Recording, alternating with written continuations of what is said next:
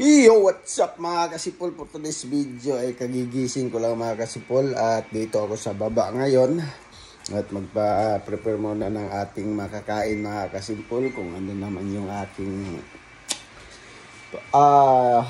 hapunan. Mayroon na po akong ulam, yung prito kanina na isda. Ito na po yung ulam na yan. Ayan.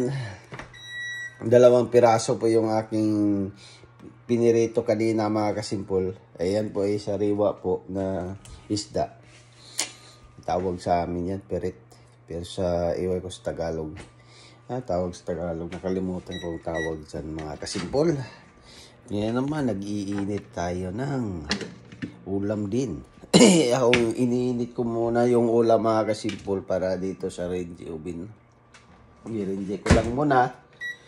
Tapos at mag-prepare tayo ng makakain mga kasimpol. Marami bang ulam dito. Mayroon pa akong yung ginawa kong humba na tiil ng baboy. Ayan lang po yung aking ulam ngayon. Anong oras na? 9:15 na ng gabi mga kasimpol dito. Pa-relax muna tayo. Sobrang pagod ako sa trabaho kanina. Kaya sobrang bigat. Kain tayo.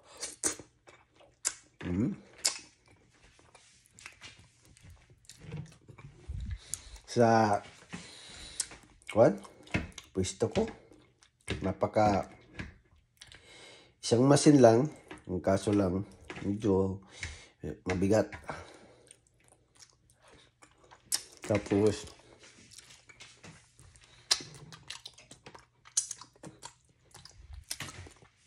panis na yata.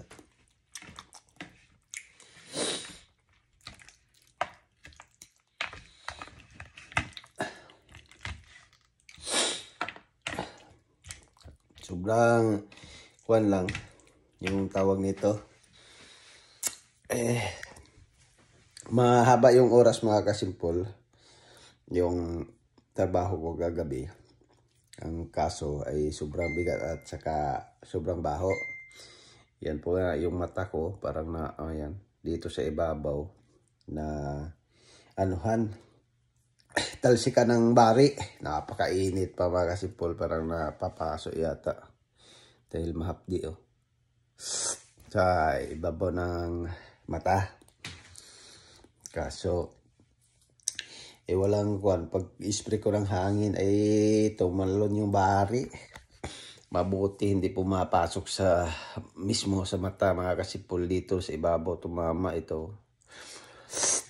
Kaya ngayon pa-relax muna dahil wala po ako pasok. Matagal din kami nakauwi. Galing ako doon sa nagpaayo ng brake pad sa sakyanan. Brake. Ayun. Wala na. Medyo pod-pod na po kayong brake ng sasakyan. Kaya doon, pinalitan na naman. Ang tagal nag-aantay pa kami at ay nag-order pa ng pizza. Kaya medyo matagal-tagal po dumating. Nag-aantay ng anak ko ng mahigit 1 oras. Anong oras na kami nakauwi dito sa bahay kanina mga kasipol, mag-alauna na ng tanghali. Kaya pagka gutom na kayo pagdating, wala pang almusal. Yung tanghalian, para ang almusal namin ay pananghalian na, kasama na tanghalian dahil sa isang araw mga kasimpol, pagka wala kaming pasok, kahit mayroon pong pasok, ay 2 beses lang po kami kumakain, yung umaga at saka sa hapunan. Yun lang po yung kain namin dito mga kasimpol. Wala na pong tanghalian, hindi na po kami mananghalian dahil yung aming almusal ay pang tanghalian na. Minsan alas 10, alas 11 na kami kumain, o di ba tanghali na. Kaya nga, diretso-diretso na po at tuloy-tuloy na pong yung tanghali at saka almusal, ay isa na lang. Ayan po, kaya kahit may pasok ako na panggabi, kakain din ako ng umaga pag uwi. Alas 8 or alas 9 ako kumakain ng umaga. Kaso, matutulog na naman ako. Kaya pagising ko ay magkakape at tinapay lang bago ako papasok. Minsan kung pagising ko ay nagutom, ayun po ay ako'y kakain ng kanin. Yan lang po mga kasimpol. Hanggang dito lang po yung ating video. At maraming salamat po sa inyong lahat sa walang sawang suporta mga kasimpol. At God bless po sa ating lahat.